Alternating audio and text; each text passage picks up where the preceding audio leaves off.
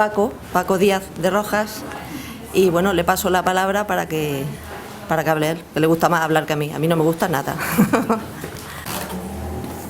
Muy bien, buenas tardes a todos y gracias por venir a la presentación del libro de Juan. Hace ya bastantes años, en los años 60, había un programa de televisión española, bueno, entonces era la única televisión que había, era la televisión española, que se llamaba Tengo un libro en las manos, que presentaba un profesor, Luis de Sosa, que posiblemente algunos se acuerden de esta historia, en blanco y negro, lógicamente. Bueno, pues yo en este caso tengo el libro en las manos, que se llama Sucedió como lo cuento, cuyo autor es Juan Moreno Anaya, y me han pedido, y lo hago con mucho gusto, el hacer la presentación del libro. Primero voy a decir unos pequeños datos biográficos de Juan. Juan es un joven de Jaén, concretamente de un pueblo muy bonito que da lugar a una sierra famosa, que es Cazorla, que nació creo que en el año 1924, he ido tomando apuntes para no equivocarme en las fechas, por lo tanto, repito, es un joven, y que decidió en un determinado momento dedicarse a estudiar químicas, ciencias químicas. La verdad es que una persona de Jaén y que estudia ciencias químicas parece que va derecho a trabajar con el aceite. Parece ya un camino marcado el del aceite. Juan además tiene otra característica que yo conozco hace tiempo, que es su pasión por la historia. Es cierto, ¿sí? Y posiblemente es un gran devorador de historia y sobre todo también le encanta la parte de la historia española. Y quizá esa afición a la historia explique por qué a los 90 años decidió escribir su propia historia. Es la historia de un historiador, en este caso. A mí, cuando veo estos ejemplos como médico, no dejo más que sorprenderme y alabarme. Nosotros los médicos, que estamos viviendo una época en la que vemos tal cantidad de procesos neurodegenerativos en la gente, que cada vez el ciclo de la vida se va alargando, encontrar a los 93 años una persona, como veréis, tan lúcida y tan emprendedora como él, no es más que un ejemplo que realmente nos satisface conocerlo. El libro es un libro amplio, consta de 12 capítulos e incluso se ha permitido añadir 2 anexos para aquellos que estén interesados en las partes técnicas de las industrias. Da una serie de consejos y de normas. El libro yo lo dividiría en 2 grandes, aunque el libro lo que hace es contar la vida desde que era un crío, hasta ahora, es decir, es un libro largo. El libro yo lo dividiría conceptualmente en 2 grandes capítulos. La primera parte es la que trata de su vida personal, su vida de la adolescencia, primero la juventud, de la adolescencia, etcétera, etcétera, hasta que se casa. Luego, evidentemente, su vida personal ha seguido, pero a partir de ahí comienza el desarrollo del otro gran capítulo del libro, que es su vida profesional. Vida profesional que yo también he dividido, por aquello de mis afanes de clasificar las cosas, quizá por deformaciones docentes, en 2 grandes apartados, pero uno mucho más grande que otro. El primer apartado sería el apartado docente. Juan, y veremos a lo largo de la presentación, que se dedicó a la docencia durante una serie de años y posteriormente ya empezó a trabajar en el mundo del aceite. Una de las cosas que quizá también marcó, no lo sé, él lo dirá, su mundo en relación con el aceite fue posiblemente su abuelo. Su abuelo, él define en el libro que era un hombre muy emprendedor y que, entre otras cosas, montó una serie de negocios sobre el tema del aceite, de almazaras, etcétera, etcétera, mejorando las almazaras que había en aquel tiempo. Y bueno, ya si su abuelo trabajaba en el aceite, pues él, al final, siendo químico, acabó en el mundo del aceite. En la parte inicial del libro, la juventud, la infancia y juventud, narra sus primeros conocimientos sobre cómo eran los pueblos en aquel entonces. Podéis imaginar que en el año veintitantos, 24 y posteriormente, los pueblos de España tenían un enorme atraso. Él tuvo la suerte de vivir dentro de ese pueblo, pero vivir dentro de una familia más acomodada, con lo cual tuvo, digamos, claras diferencias con respecto a otros momentos, pero no dejó de pasar frío, de tener penurias en esos pueblos que no tenían en aquellos momentos agua corriente y muchas otras cosas, ¿verdad? Es muy interesante, pero quizá en su infancia surgen uno de los dos hitos que yo quiero destacar en mi presentación, que son dos. Uno es el que voy a nombrar, que es la Guerra Civil Española, y otro segundo, que fue posteriormente, ya en su época profesional, la aparición del famoso problema de la colza del síndrome tóxico. Él refiere en su libro, empieza diciendo, en 1936 estalla la guerra y dice esta frase: aquello fue un estallido. Y él refiere, y voy a leer algunas de las partes que él va nombrando, cómo previamente, en los días previos al surgir la guerra, refiere Juan que hacía tiempo que mis padres, sobre todo mi madre, tenía gran preocupación por lo que parecía que se avecinaba. Los elementos obreros estaban pasándose de reivindicaciones, unas veces con razón y otras sin ella, y querían poner en marcha la esperada y después fracasada revolución obrera. Al principio pedían jornales justos y trato humano, después quitarle las propiedades a los que las tenían y que éstas se distribuyeran en los que nunca la habían tenido. Así empezó la Guerra Civil Española. Así empezó. Refiere posteriormente: mi madre nos contó después del estallido revolucionario y al ver cómo se desarrollaban los acontecimientos, que había aconsejado a mi padre irse a Portugal, es decir, abandonar todo e irse a otro país menos efervescente. Mi padre, con cierto sentido común, o quizá yo creo que con menos sentido común, y pensaba que el furor revolucionario pasaría y las aguas se calmarían, pero indiscutiblemente no fue así.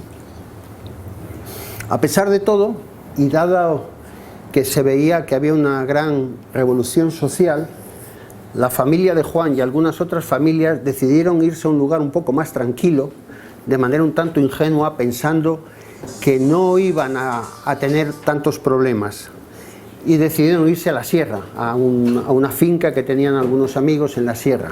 Pero bueno, en los pueblos se conoce todo el mundo, y al cabo de unos días en la finca apareció un camión que había sido previamente de su padre, que venía a buscarlos y a llevarse fundamentalmente a los hombres que estaban allí en la finca. Ellos volvieron a Cazorla, al pueblo, en un coche, y él refiere cómo al volver a su casa leyó un letrero con letra de imprenta que decía: incautada por el Frente Popular. Su padre fue detenido, fue llevado y fue detenido. Dice: a mi padre, como otras muchas personas, lo detuvieron las autoridades legales, es decir, que no fueron incontrolados. No creo que un incontrolado fuera el alcalde del pueblo. Luego refiere algunos cánticos que, en fin, convendría de vez en cuando recordar. La gente cantaba por las calles canciones como la Internacional y otras cuya letra decía: soy comunista, destructor del capital, no quiero a nadie que viva sin trabajar, para vivir habrá que ser obrero y el que no lo sea, que muera prisionero.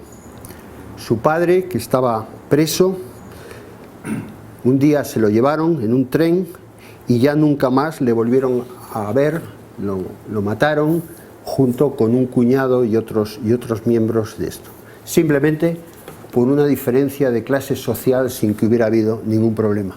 Esto realmente marcó, y yo creo que marca la vida, y quizá nos deba hacer reflexionar sobre lo que son las guerras civiles. Y sobre todo, yo recuerdo que mis padres, cuando hablábamos de este tema, yo tuve la suerte de no vivirla, pero hablaban y decían que lo peor de las guerras civiles siempre pasa en los pueblos, porque es donde hay más odios, más rencores, más envidias, como ocurre en los pueblos pequeños.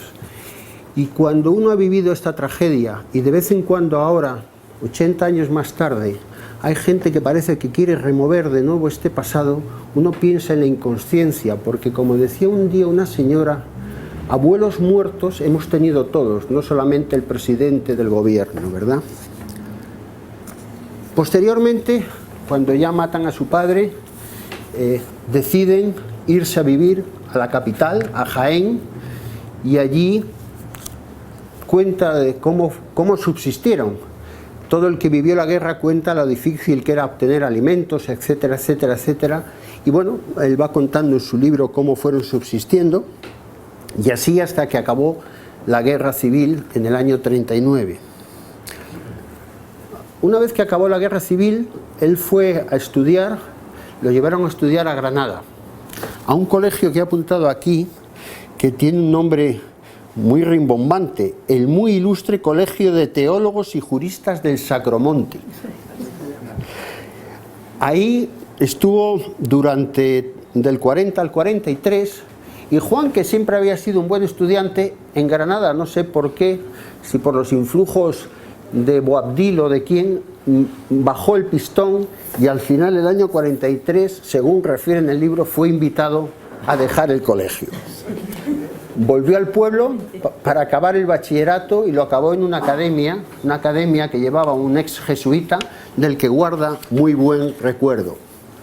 Una vez que acaba el bachillerato y comienza a pensar su carrera universitaria, la familia decide trasladarse a Madrid. Y allí suceden dos cosas importantes. Uno, su entrada en la universidad, y otra segunda, que comienza a conocer un nuevo número de jóvenes que no conocía, porque él se había movido en el ambiente de Jaén y de Cazorla. Y ahí conoció una serie de jóvenes. Una de ellas se llamaba y se llama María Rosa, que desde el primer momento, según refiere, le gustó, aunque María Rosa no le hacía mucho caso. Juan fue insistente y le costó, pero al final consiguió a María Rosa.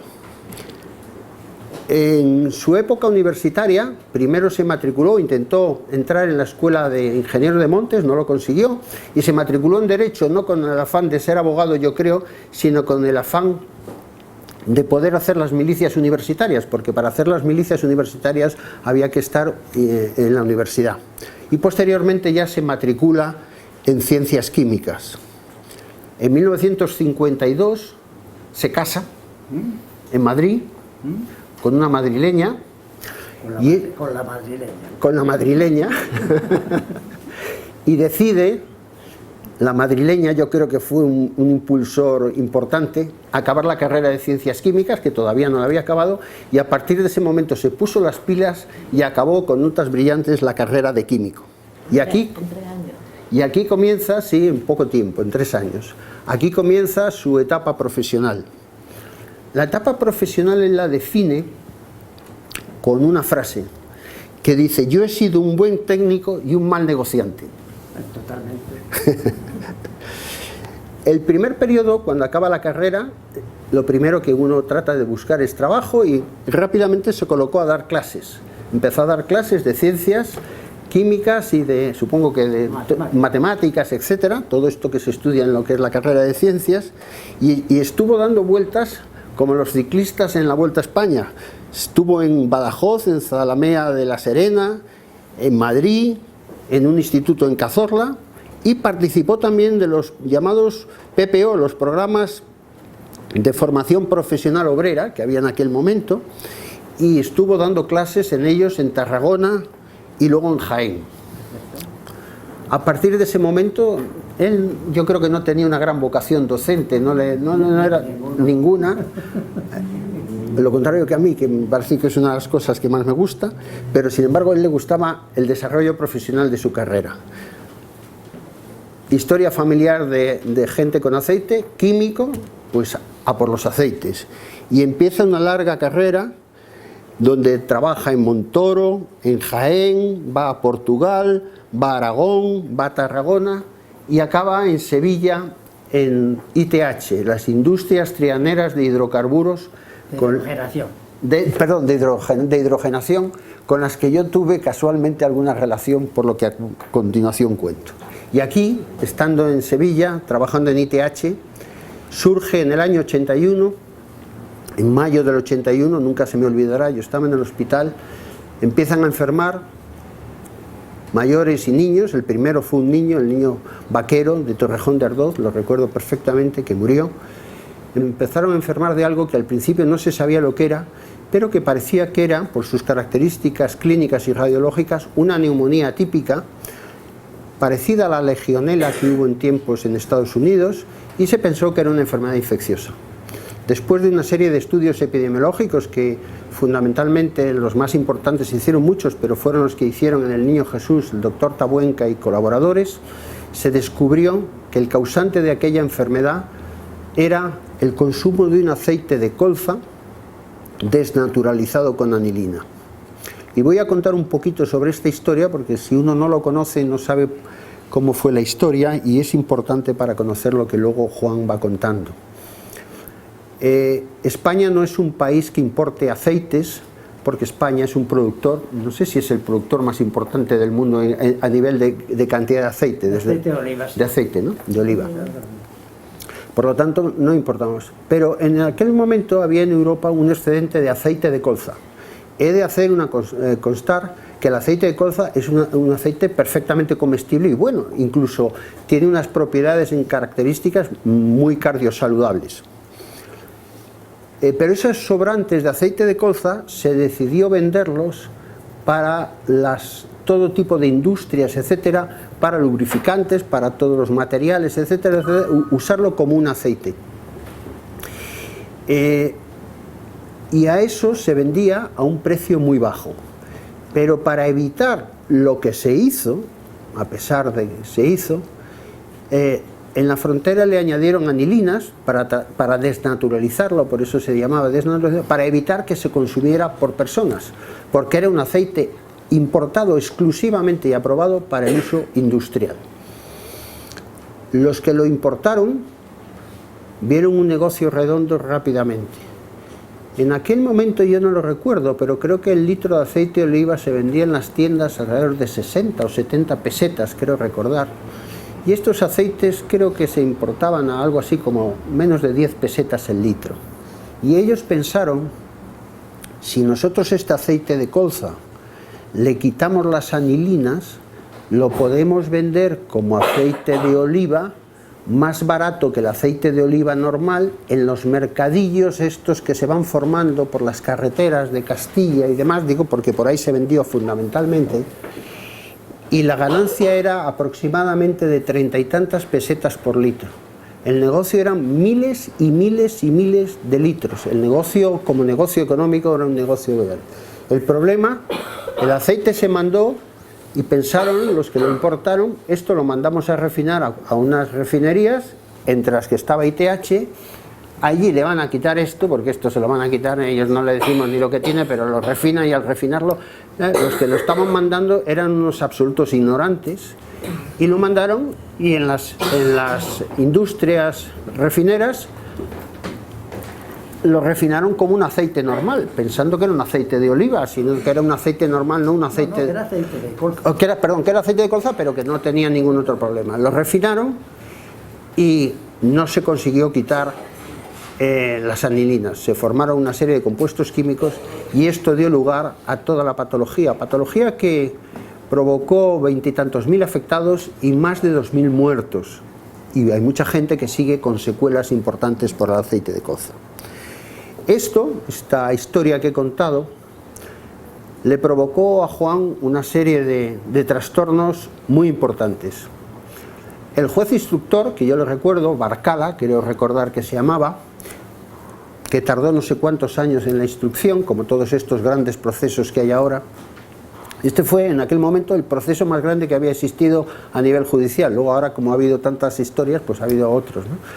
El juez Barcala decidió que Juan no tenía nada que ver, él había sido simplemente una persona en el engranaje de aquello y no había sido. Sin embargo, desde la audiencia se decidió que todo el que estaba involucrado debía ser procesado y luego se vería si era o no culpable. Ahora que hablamos tanto de imputados y no sé qué y no sé cuánto, en aquel momento hicieron un totum revolutum. Y le procesaron, le pusieron una fianza que tuvo que conseguir de 10 millones de pesetas, que no era ninguna tontería, y quedaron sus bienes intervenidos. Una vez que el juicio se celebró, quiero recordar, porque yo actué en el juicio como perito médico, fue en el año 87, Juan fue declarado inocente y pudo volver a su vida normal. Al cabo de no mucho tiempo, quiero recordar que se jubiló, pero su jubilación fue entre comillas, porque desde esos años hasta hace 3 años ha seguido trabajando, asesorando a diversas empresas, trabajando en múltiples lugares, ha estado en Carboneras, creo que fue el último lugar, etcétera, en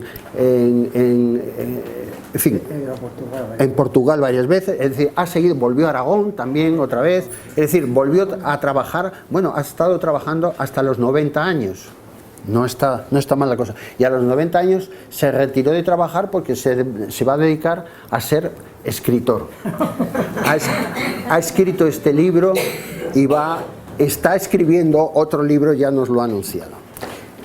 Me gustaría acabar esta charla o esta breve introducción